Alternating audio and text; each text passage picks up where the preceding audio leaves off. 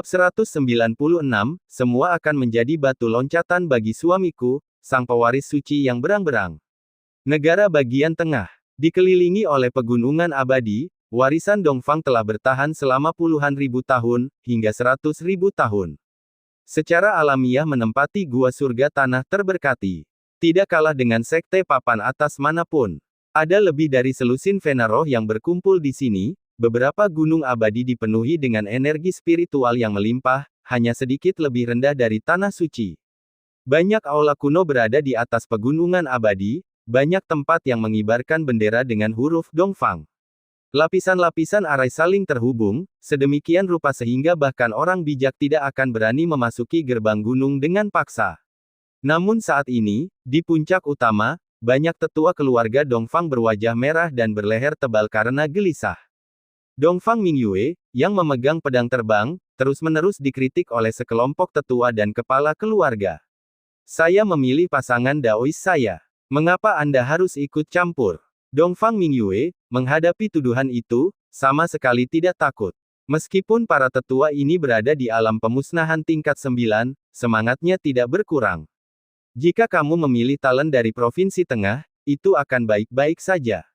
Sebagai putri sah keluarga Dongfang, bagaimana bisa kau gegabah memilih seorang pemuda dari wilayah utara? Meskipun dia adalah pewaris suci, kamu masih punya pilihan. Mengapa bertindak gegabah? Kepala keluarga Dongfang mengerutkan kening dan memarahi lagi. Banyak tetua juga berkata, benar, bagaimana mungkin keluarga Dongfang kita merendahkan diri untuk menikah dengan wilayah utara yang tandus? Menikah dengan orang yang lebih rendah. Saya tidak pernah berpikir seperti itu. Begitu aku memiliki pasangan Tao, aku juga bisa mewarisi kekuatan keluarga Dongfang. Para tetua, ini semua karena kekhawatiran ini, bukan? Buat apa berputar-putar? Dongfang Mingyue melengkungkan bibirnya dengan nada meremehkan, dia sudah lama mengetahui maksud orang-orang ini. Sebagai putri sah, berdasarkan aturan keluarga Dongfang, dia tidak dapat mewarisi kekuasaan. Orang-orang ini takut dia menemukan pasangan Tao. Hehe, tidak perlu mengatakannya sekasar itu. Kamu hanya ingin mencari seorang pemuda dari wilayah utara untuk digunakan sebagai alat merebut kekuasaan. Sekalipun kamu memiliki pasangan Tao, kamu tidak akan punya kesempatan. Kenapa repot-repot? Lebih baik kita lupakan saja masalah ini. Apapun yang kamu inginkan, keluarga akan berusaha mengakomodasinya. Sang tetua agung terkekeh, tidak menyembunyikan pikirannya sedikit pun. Lagi pula, selain Dongfang Mingyue, orang yang paling mungkin mewarisi kekuasaan adalah cucunya sendiri, Dongfang Chen. Apa yang telah aku, sang pedang abadi, putuskan, tidak ada seorang pun yang dapat mengubahnya. Jika kalian semua merasa tidak pantas, silakan mengadu kepada leluhur.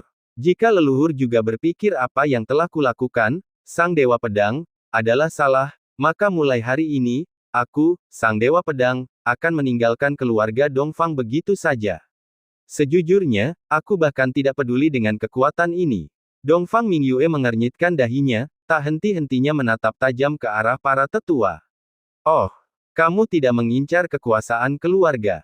Kau benar-benar hanya ingin menikahi pemuda dari wilayah utara itu. Mendengar perkataannya itu, sang tetua agung agak terkejut dan menatapnya dengan pandangan ragu. Tidak, Tetua Agung mungkin salah paham dengan niatku. Aku, sang pedang abadi, ingin bertarung dan menikah. Dongfang Mingyue menggelengkan kepalanya. Dia menginginkan keduanya. Lagi pula, bukankah ini masih tentang perebutan kekuasaan? Sang tetua agung tertawa sinis.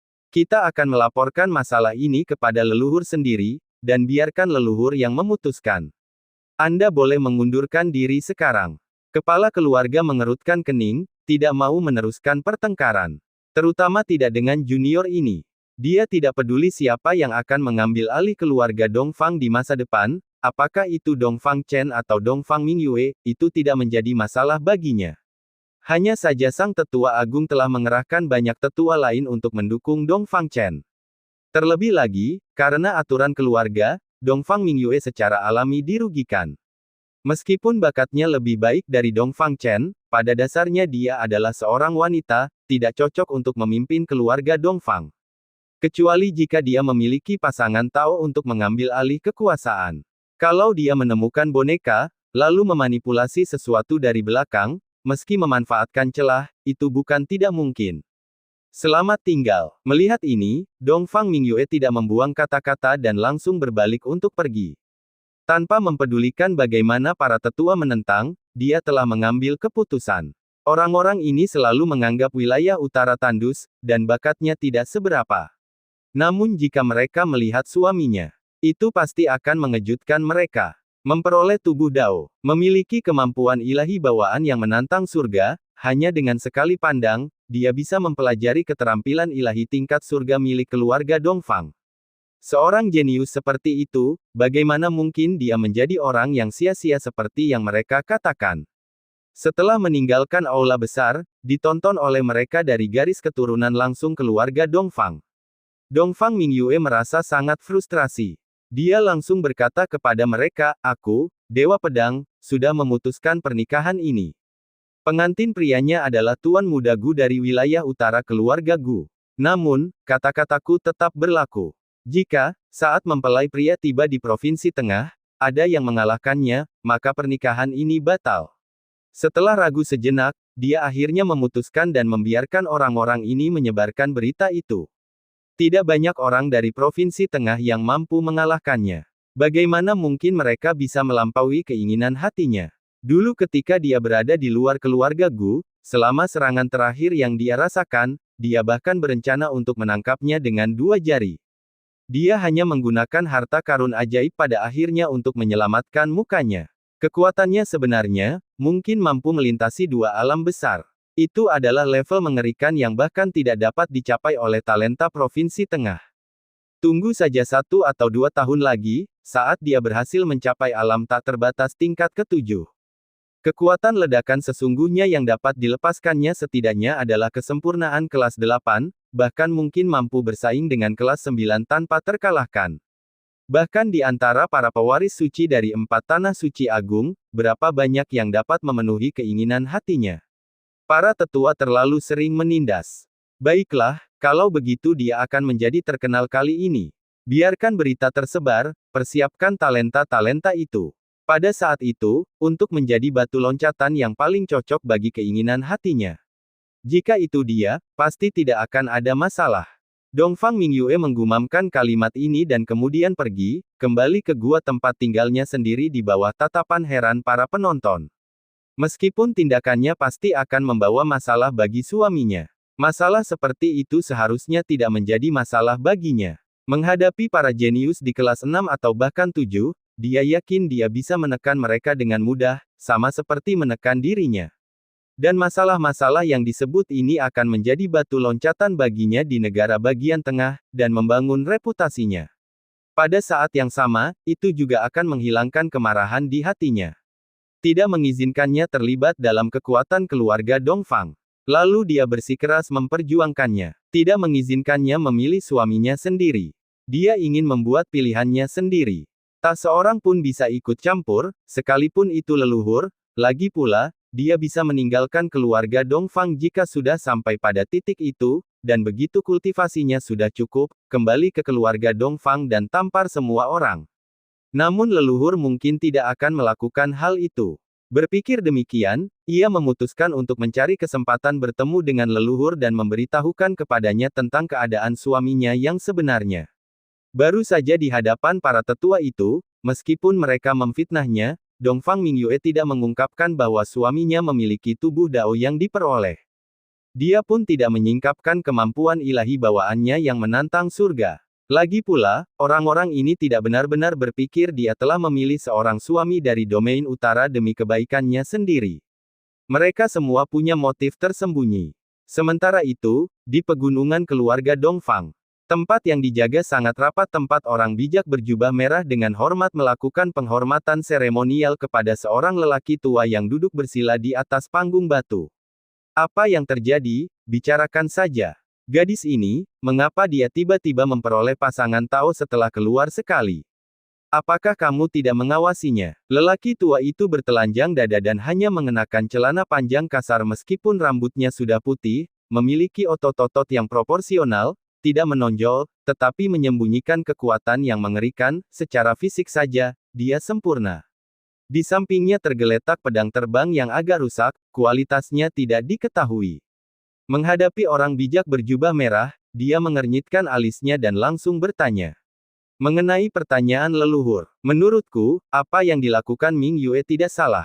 Jadi saya tampaknya tidak menghentikannya. Dongfang Hongyi bangkit dari memberi hormat lalu berbicara dengan serius.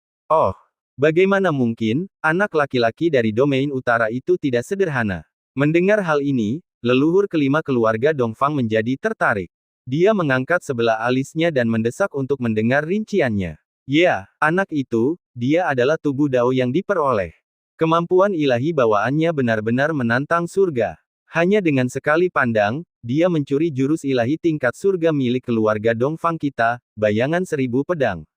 Dongfang Hongyi, menghadapi leluhur kelima, tidak berani menyembunyikan apapun. Ini adalah leluhur alam raja sejati penyatuan bulan dari keluarga Dongfang, jauh lebih kuat dari seorang bijak seperti dia. Bahkan ketika mengunjungi tanah suci yang tak terhitung jumlahnya, leluhur adalah tamu terhormat, sangat terhormat. Dan Dongfang Mingyue sebenarnya berasal dari garis keturunan leluhur kelima ini, itulah sebabnya dia sangat khawatir. Keluarga Dongfang, dengan warisan 100.000 tahun, jauh lebih rumit daripada keluarga Gu di domain utara. Bahkan di antara garis keturunan langsung, ada pembagian cabang yang jelas. Bagaimanapun, keluarga Dongfang telah menghasilkan 3 dewa tanah hanya dari satu cabang. Ketiganya masing-masing menginginkan keuntungan terbesar bagi garis keturunan mereka. Ini hanyalah sifat manusia. Tubuh Dao yang diperoleh seorang jenius seperti ini di wilayah utara. Menarik. Jika itu benar, maka memang itu adalah hal yang baik. Mata leluhur keluarga Dongfang berbinar setelah mendengar ini. Dia tidak dapat menahan diri untuk tidak berdiri. Tubuh Dao yang diperoleh adalah sebuah harta karun. Sekarang, bahkan Dongfang Mingyue, yang memiliki bakat terbaik di keluarga Dongfang, masih jauh di bawah tubuh Dao. Jika dia benar-benar dapat menemukan pasangan Taois dengan bakat tubuh Dao, kemungkinan dia akhirnya dapat menguasai kekuatan besar sangatlah tinggi. Saat itu, bahkan sumber daya yang dapat diterimanya akan lebih besar. Inilah alasan terpenting mengapa dia peduli terhadap masalah ini. Sebenarnya, anak itu bahkan lebih menakutkan daripada tubuh Dao yang diperoleh. Tapi bahkan jika aku memberitahumu, leluhur, kamu mungkin tidak akan mempercayainya. Dongfang Hongyi, setelah terdiam beberapa saat, tiba-tiba berkata sambil tersenyum kecut. Apa maksudmu? Saya telah hidup hampir 10.000 tahun, apa yang belum saya lihat? Apa yang mungkin tidak dapat dipercaya? Leluhur keluarga Dongfang melambaikan tangannya dengan acuh tak acuh, tidak yakin, dia telah melihat terlalu banyak orang berbakat, telah menyaksikan lebih dari satu tubuh Dao yang diperoleh secara langsung, bahkan secara pribadi membimbing tubuh Dao seorang sekte pedang, yang sekarang menjadi pewaris suci puncak pertama. Dengan hubungan baik dengan sekte pedang, dia benar-benar menduduki jabatan di sana, dihormati sebagai yang tertinggi. Ini, mungkin kamu belum pernah melihatnya. Anak itu, di alam reruntuhan kelas 5, menarik kesengsaraan surgawi. Dapatkah kamu mempercayainya? Kata Timur Hongyi ragu-ragu. Omong kosong. Kelas 5 yang menarik kesengsaraan surgawi, bahkan negara bagian tengah belum pernah melihat hal seperti itu. Apalagi domain utara di mana tidak ada seorang pun yang pernah memicu kesengsaraan surgawi. Mendengar perkataannya, sang leluhur segera mengangkat tangannya untuk menolak. Saat kata-katanya terucap, melihat senyum kecut di wajahnya, dia sudah menduga reaksi seperti itu. Hati sang leluhur sedikit goyah. Benar-benar, apakah benar-benar ada orang di kelas 5 yang dapat menarik kesengsaraan surgawi? Jika begitu, bukankah itu terlalu keterlaluan? Kesengsaraan surgawi, meskipun merupakan krisis, dapat berubah menjadi peluang besar jika seseorang selamat dan mengasimilasi asal mula kesengsaraan surgawi, sehingga mendatangkan manfaat yang tak terbayangkan bagi tubuh. Itulah salah satu alasan mengapa terdapat perbedaan yang sangat besar antara tingkat ke-9 dan alam sage. Setelah setiap kesengsaraan, kekuatan seseorang akan melonjak maju. Jalani perubahan kualitatif. Jika dia, di kelas 5, memicu kesengsaraan surgawi dan berhasil melampauinya, bukankah dia akan jauh melampaui para kultivator di alam yang sama? Benar sekali. Dan, dia bahkan menyempurnakan kesengsaraan surgawi, atau lebih tepatnya, dia akhirnya mengejar kesengsaraan surgawi untuk memakannya. Dongfang Hongyi melihat bahwa leluhur tampaknya telah menerima penjelasannya. Kemudian dia melanjutkan, meskipun dia telah meyakinkan leluhur keluarga Gu pada saat itu bahwa dia tidak akan mengungkapkan apapun. Ketika menghadap sang leluhur, dia berbicara tanpa ragu. Tujuannya tidak lain hanyalah memastikan berita itu tidak bocor. Pesan-pesan ini, yang memberitahukan sang leluhur, tidak akan membahayakan anak itu, tetapi malah menguntungkannya. Kamu pikir kamu bisa menghiburku, menyempurnakan kesengsaraan surgawi, bahkan mengejar kesengsaraan untuk menghabiskannya. Apakah kamu tidak pernah mengalami kesengsaraan? Saat kau berkata begitu, aku jadi bertanya-tanya apakah otakmu rusak. Mendengar kata-kata itu, wajah sang leluhur langsung menjadi gelap. Dia mengangkat tangannya untuk langsung meledakkannya. Aku sudah bilang, semuanya benar adanya. Jika kau tidak percaya padaku, leluhur, tidak ada yang bisa kulakukan. Jika pemuda itu tidak menunjukkan bakat yang sangat mengagumkan, yang belum pernah terdengar dan terlihat sebelumnya, bagaimana mungkin aku tidak menghentikannya? Dongfang Hongyi hanya bisa berulang kali meyakinkan sambil tersenyum kecut bahwa apa yang dilihatnya memang benar adanya.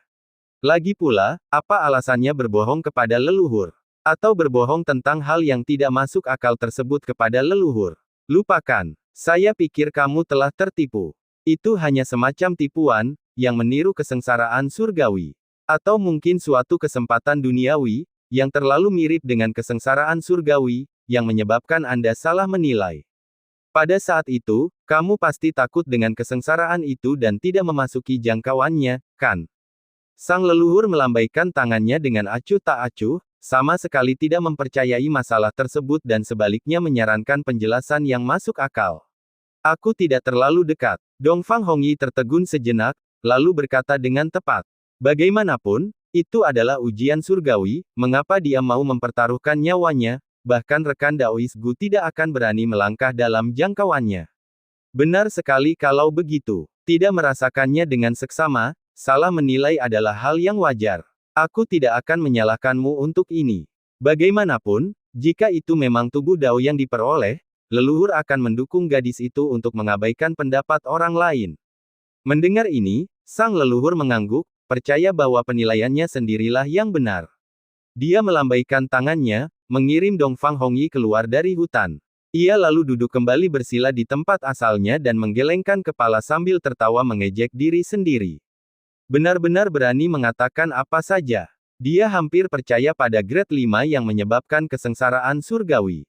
Kalau saja bukan karena anak muda itu yang mengejar dan menghabiskan kesengsaraan, menyempurnakan kesengsaraan surgawi, dia mungkin telah tertipu.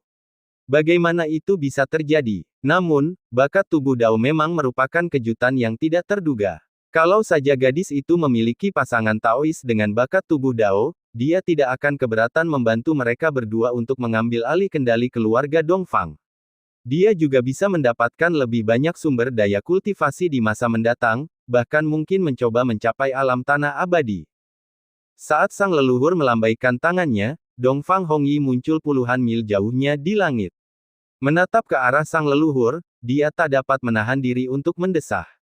Ah, memang, kalaupun diucapkan, tidak ada seorang pun yang percaya. Apakah aku tidak tahu apakah itu adalah kesengsaraan surgawi? Sebagai makhluk di alam sage, dia bukannya tidak memiliki wawasan tentang kesengsaraan. Tidak bisakah dia menjelaskan apakah itu benar-benar kesengsaraan surgawi? Kekuatan surgawi yang mengerikan itu. Hal itu membuatnya, sebagai makhluk alam bijak, merasakan ketakutan alamiah, dan tidak berani mendekat. Tetapi, setelah apa yang dikatakan leluhur, dia mulai ragu juga. Mungkinkah itu hanya tampak seperti malapetaka surgawi, padahal sebenarnya bukan. Kalau tidak, mengejar kesengsaraan untuk menghabiskannya, memurnikan kesengsaraan, memang mustahil. Dongfang Hongyi mengerutkan kening. Sekalipun dia telah melihatnya dengan mata kepalanya sendiri, dia kini terguncang. Itu sesuatu yang seharusnya mustahil. Perkataan leluhur itu tidak sepenuhnya tidak masuk akal. Akan tetapi, apapun yang terjadi, tubuh Dao yang diperoleh memang asli, kemampuan ilahi bawaan juga merupakan sesuatu yang disaksikannya sendiri, jelas bukan palsu. Lupakan saja, ketika dia datang ke Central State, semuanya akan ada hasilnya. Memikirkan hal itu, ia tidak lagi memusingkan kepalanya dan bergegas kembali ke gua tempat tinggalnya. Dalam beberapa hari, berita tentang Peri Ming Yue yang telah memilih seorang suami dari wilayah utara menyebar di antara banyak kekuatan di negara bagian tengah. Terutama kalimat itu, menunggunya datang ke Central State bagi siapa saja yang menganggap dirinya lebih kuat untuk datang dan menantang. Apa? Peri Ming Yue, bagaimana mungkin ada orang yang mendahuluinya? Bukankah dia mengatakan hanya orang yang bisa mengalahkannya yang bisa menjadi pasangan Taoisnya? Tuan muda Gu dari wilayah utara itu, bisakah dia benar-benar mengalahkan Peri Ming Yue? Saya tidak menerima ini. Aku ingin pergi dan menantang Peri Ming Yue dan merebutnya kembali. Hei, jangan pergi. Dewa Pedang Ming Yue sudah berkata bahwa dia tidak akan menerima tantangan apapun lagi. Dia hanya menunggu suaminya datang ke negara bagian tengah dan menunjukkannya kepada semua orang. Apakah dia benar-benar mengatakan itu? Apakah ada keraguan? Tidak mungkin kalau begitu. Kurasa tidak, negeri miskin di wilayah utara itu, bakat macam apa yang mereka miliki. Begitu dia datang ke negara bagian tengah, aku sendiri yang akan mengalahkannya dan membuat Peri Ming Yue terkesan. Di antara banyak keajaiban, ada beberapa pengagum Dongfang Ming Yue. Berita itu sungguh menghancurkan hati mereka. Tapi untungnya masih ada kesempatan. Berita itu jelas disebarkan oleh seseorang, kemungkinan besar tetua agung keluarga Dongfang yang menginginkannya, kalau tidak, berita itu tidak akan menyebar ke seluruh negara bagian tengah secepat ini. Namun Dongfang Ming Yue tidak peduli dengan hal ini. Biarkan menyebar, bagaimanapun juga, itu semua akan menjadi batu loncatan bagi kedatangan suaminya di Central State, menjadi bagian dari reputasinya. Namun, dua orang itu berbeda. Benar-benar tuan muda. Sudah berapa lama lelaki tua itu pergi, dan dia sudah mengamankan anak ajaib keluarga Dongfang. Saya tidak tahu bagaimana dia melakukannya. Si tua buta baru saja menyelesaikan tugas yang diberikan oleh sekte dan berencana untuk kembali ke wilayah utara untuk menemui tuan muda. Mendengar berita itu, awalnya dia mengira dia salah dengar. Tetapi kalau didengarkan baik-baik, selain tuan muda, siapa lagi yang berasal dari keluarga Gu wilayah utara? Itu benar-benar mengejutkannya. Sementara itu, di puncak ke-9 sekte kenaikan abadi. Setelah menerima berita tersebut, orang suci Wu Ji yang tanpa sadar menghancurkan token giok komunikasi. Tuan muda Gu yang luar biasa. Dialah yang mengaduk-aduk suasana, mengandalkan berita dari berbagai keajaiban, membiarkan Dongfang Ming Yue tanpa sadar pergi ke wilayah utara untuk mencoba menaklukkan naga muda guna membuktikan dirinya. Tapi sekarang, dia telah mengiriminya seorang suami. Situasi macam apa ini? Bab 197, membunuh peringkat ke-7, petir kesengsaraan berubah menjadi pedang. Wajah Santo Wu Ji yang berubah pucat saat dia membuang pecahan-pecahan di tangannya dengan jentikan pergelangan tangannya. Setelah sekian lama, akhirnya dia menghela napas panjang. Baiklah, sekarang juga, pemuda itu telah membuat namanya terkenal di negara bagian tengah. Dia akan menderita karenanya pada waktunya. Sayang sekali, masalah naga muda harus ditunda untuk saat ini, tetapi biaya untuk mendapatkan bola naga kemungkinan akan lebih besar lagi. Wu Ji yang berusaha keras menenangkan emosinya. Tuan muda dari keluarga Gu ini benar-benar telah membuatnya menderita kerugian 2 kali. Terakhir kali, ketika tetua keluarganya bergerak, mereka tidak hanya gagal membunuhnya, tetapi sebaliknya, seorang sage dari keluarga Gu mengejar mereka ke negara bagian pusat dan memotong lengannya. Akan tetapi, setelah insiden itu, keluarga Wu menyatakan tidak mampu lagi membantu menyerang keluarga Gu lebih jauh. Bagaimanapun juga, keluarga Gu tentu saja tidak lebih lemah dari keluarga Wu, dan mereka berasal dari wilayah utara, di mana keluarga Wu tidak mampu untuk menimbulkan masalah. Kejadian ini pun menjadi peringatan bagi pihak lain di negara bagian tengah yang mempunyai agenda sendiri. Sejak saat itu, mereka yang awalnya tertarik untuk bersaing memperebutkan Young Dragon sebagian besar telah meninggalkan ide tersebut. Bagaimanapun, menarik True Dragon tidak hanya bergantung pada yang tersembunyi di Northern Domain. Dibandingkan terakhir kali, kesempatan ini bahkan lebih sulit untuk diterimanya. Itu adalah putri sah keluarga Dongfang, Dongfang Ming Yue. Bagaimana bisa dia menyukai sampah dari domain utara itu? Bahkan dia sendiri pernah menantangnya, tetapi setelah bertemu Dongfang Ming Yue, dia hanya berkata bahwa dia terlalu tua untuk disukainya. Kekuatan dan sumber daya keluarga Dongfang di negara bagian tengah jauh lebih besar daripada keluarga Wu. Itulah jenis dukungan dan sumber daya yang ia dambakan. Tetapi, sekarang, semuanya jatuh ke pangkuan Gu muda itu. Sungguh, rencananya tidak hanya gagal, tetapi dia tanpa sengaja telah memberikan hadiah besar. Untungnya, dengan situasi saat ini di negara bagian tengah, begitu pemuda itu tiba, dia pasti akan dirundung masalah yang tak ada habisnya. Bahkan mungkin tidak perlu baginya untuk mengambil tindakan yang disengaja terhadapnya. Akan ada aliran terus-menerus pelamar Dongfang Mingyue yang mengetuk pintu. Tanpa kekuatan sejati, berani menggoda asmara sama saja dengan merayu kematian. Setelah sekian lama, Wu Jiang akhirnya benar-benar tenang. Setelah berdiskusi mengenai penataan labirin dengan beberapa orang lain, dan meminta pihak keluarga menyediakan sejumlah materi sebagai kompensasi, dia pun melanjutkan kultivasinya. Domain Utara, Keluarga Gu. Pada saat ini, Gu Changge sama sekali tidak menyadari situasi di negara bagian tengah. Entah mengapa ia telah menjadi duri dalam daging dan rasa sakit yang tak tertahankan bagi banyak orang.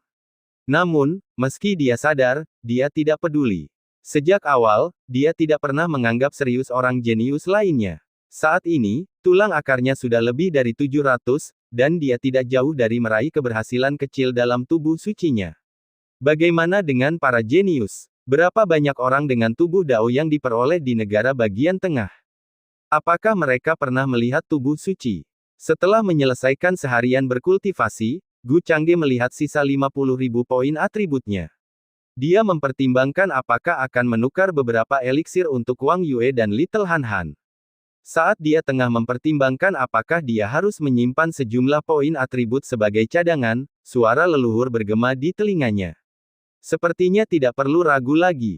Mendengar leluhur memanggilnya ke gunung belakang, Gu Changge langsung tersenyum tipis dan, setelah mengakhiri kultivasinya, langsung menuju gunung belakang. Saat melewati halaman kecil di kaki gunung, dia melirik sekilas. Aku penasaran kapan Senior Sue akan kembali. Saya ingin bertanya kepadanya secara rinci tentang situasi keluarga Dongfang di negara bagian tengah, tetapi itu tidak mendesak. Sambil bergumam pada dirinya sendiri, dia tiba di tengah-tengah gunung belakang. Lapisan-lapisan maze telah tersebar secara alami. Mengikuti jalan pegunungan yang sempit, dia akhirnya melihat leluhur yang baru saja kembali dari kota Duanbei. Leluhur, Gu Changge melangkah maju dan menyapa dengan hormat. Sang leluhur hanya melambaikan tangannya dengan acuh tak acuh, tidak perlu formalitas seperti itu di masa mendatang. Setelah beberapa insiden, Gu Haitang kini telah sepenuhnya bertekad bahwa dialah satu-satunya harapan bagi kebangkitan keluarga Gu. Dia juga satu-satunya kesempatan baginya untuk menerobos alam raja sejati penyatuan bulan. Bagaimana keadaan di kota Duanbei? Gu Changge bertanya dengan acuh tak acuh, penasaran. Tidak ada masalah. Hanya saja Gu Kuang menggantikan Gu Wan Kuan. Segala hal lainnya tetap tidak berubah. Adapun Gu Wan Kuan muda itu, dia sudah pergi ke negara bagian tengah. Dia bilang dia sedang membuka jalan untukmu, tapi sebenarnya, haha, anak itu tidak sabar.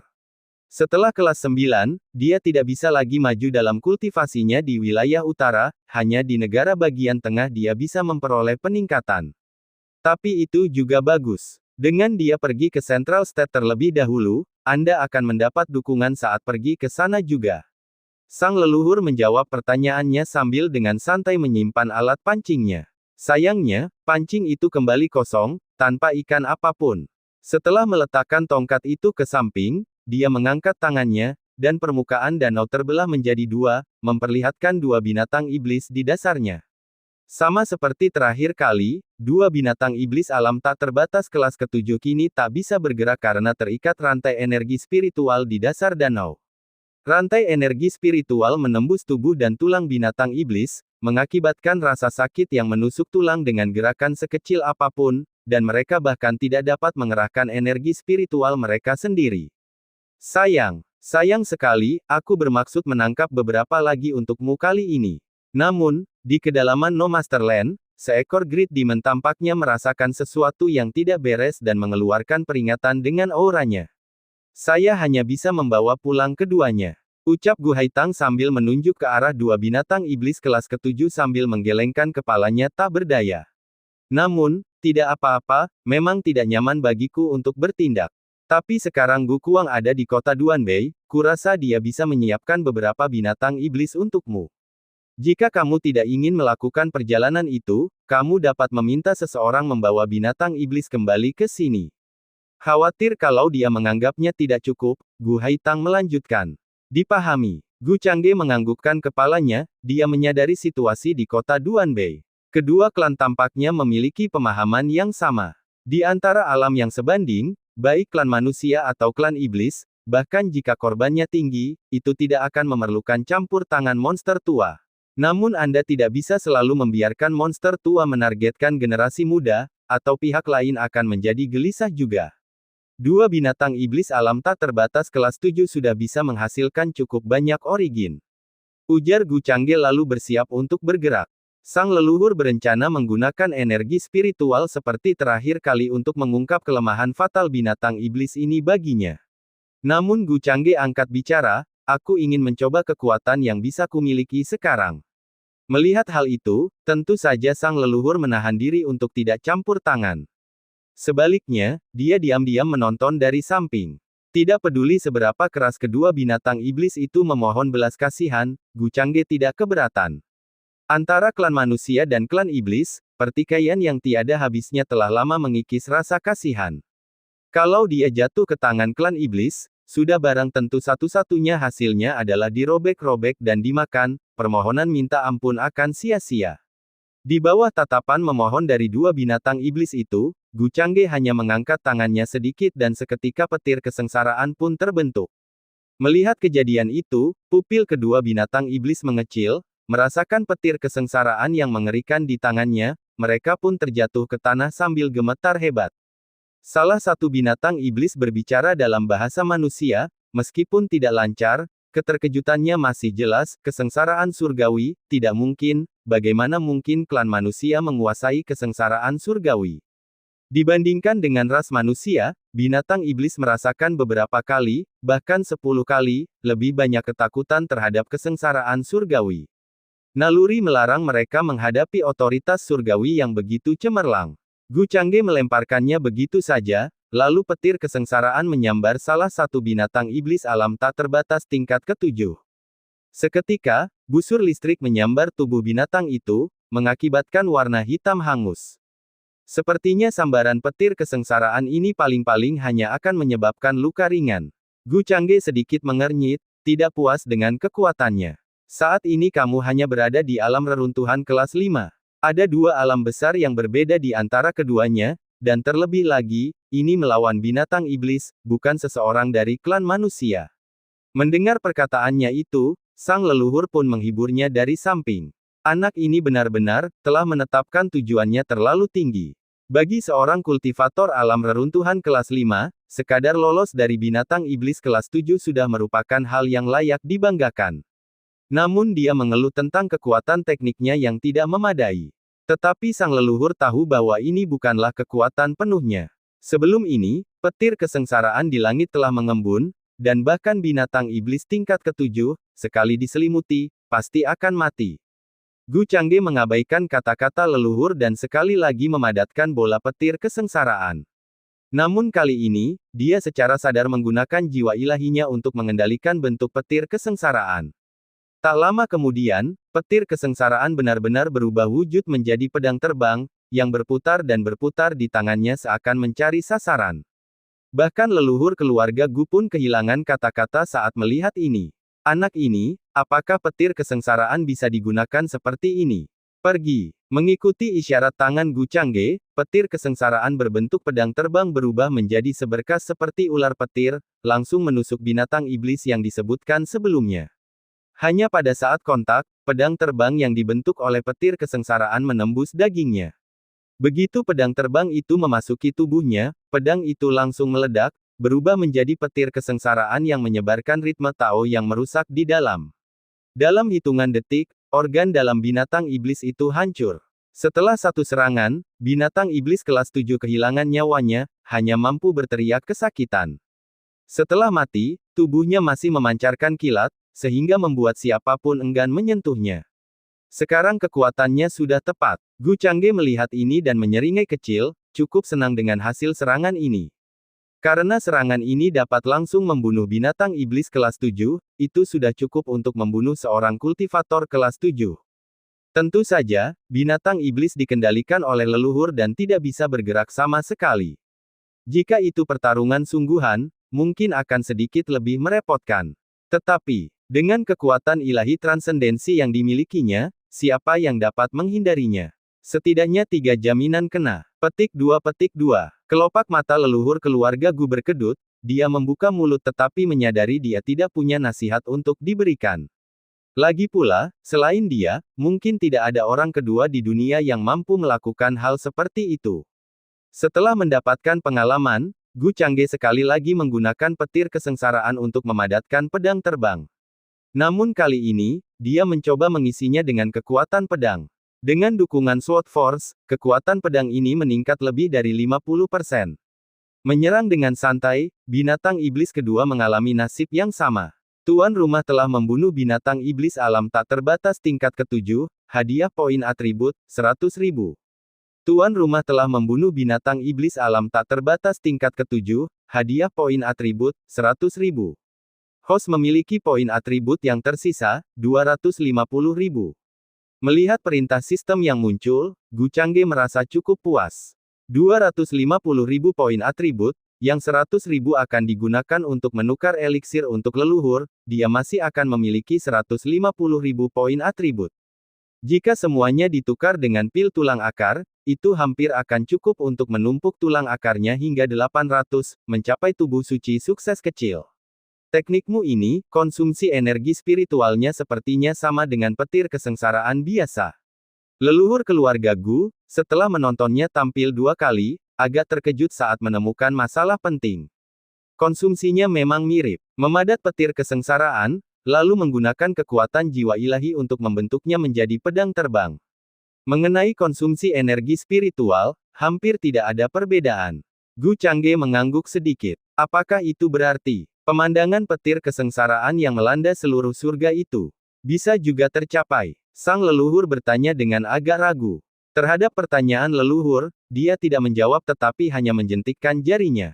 Pop, disertai suara keras, seketika ratusan petir kesengsaraan muncul di belakangnya, lalu dalam sekejap mata berubah wujud menjadi pedang terbang yang tak terhitung jumlahnya, masing-masing memancarkan kekuatan pedang yang mengerikan. Hampir tidak ada bedanya dengan mengendalikan ratusan pedang terbang sungguhan secara bersamaan dan bahkan lebih sulit. Konsumsi pada jiwa ilahi bahkan lebih besar. Namun baginya, itu tampaknya mudah saja, lagi pula, jiwa ilahinya jauh lebih kuat dibanding kultivator lainnya. Pada kolom pemahaman, meskipun saat ini lebih rendah dari Rootbone, ia juga memiliki angka 600 lebih. Suatu tingkatan yang tak terbayangkan bagi orang lain. Cukup. Merasakan kekuatan mengerikan yang terpancar dari ratusan petir kesengsaraan yang mengubah pedang terbang di belakangnya, sang leluhur buru-buru menyela. Anak ini, lebih baik jangan membangunkan kedua orang tua itu karena aura kesengsaraan surgawi. Asteris patah. Asteris. Saat Changge menjentikkan jarinya lagi, pedang terbang itu lenyap dalam sekejap. Bertransformasi menjadi energi spiritual, mereka diserap kembali ke dalam tubuhnya. Aneh sekali. Bahkan di negara bagian tengah, saya belum pernah melihat orang yang begitu menantang surga. Orang-orang jenius di masa lalu tidak layak disebut sebagai orang jenius di samping Anda. Leluhur keluarga Gu mendongak dan menghela napas.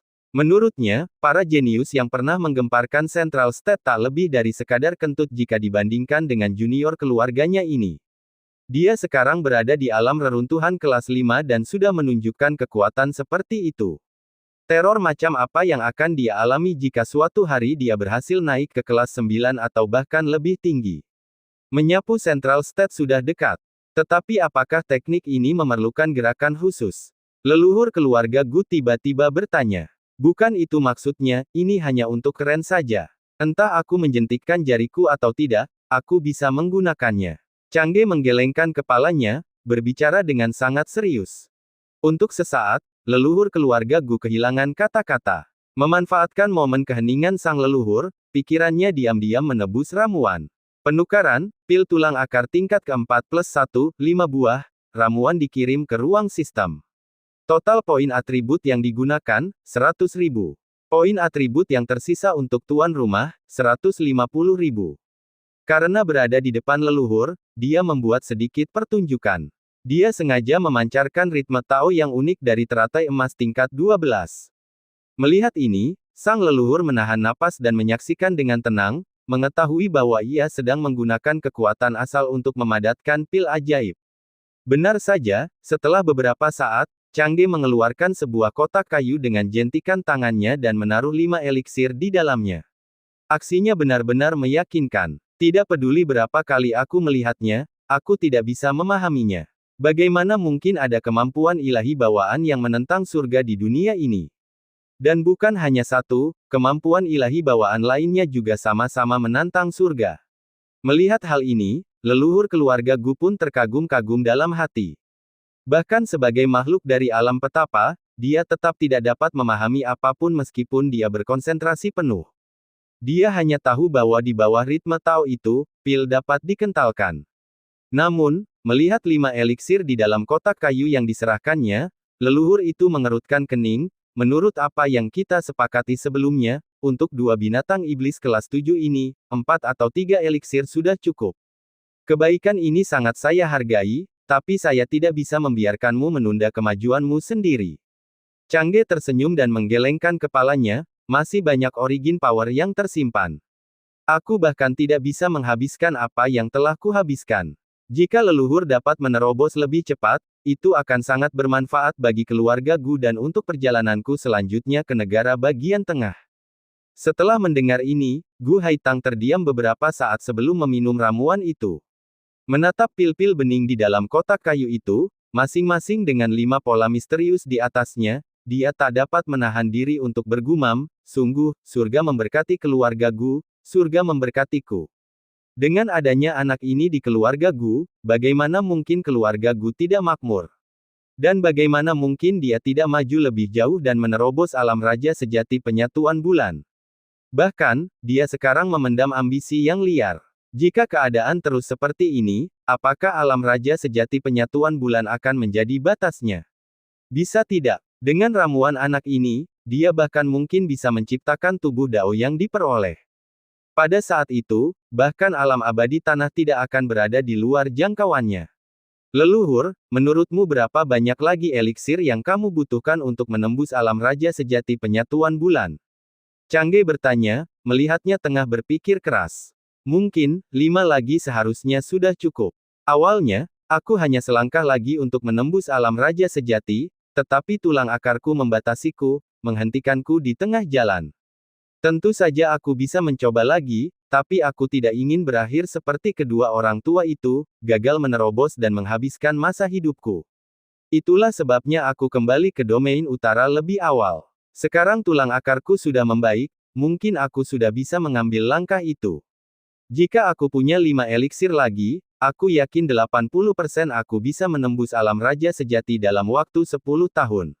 Mendengar pertanyaan itu, sang leluhur pun menjawab dengan bangga dan berdecak kagum. Tanpa berlebihan, bahkan dengan 5 eliksir yang disempurnakan, dia memiliki kesempatan untuk mencoba terobosan ke alam raja sejati. Dia cukup konservatif dalam perkiraannya. Lagi pula, dia hanya selangkah lagi dari sana, satu langkah yang tidak bisa diambilnya, apapun yang terjadi. Sepertinya saat saya pergi ke Central State, saya akan memiliki pendukung yang kuat.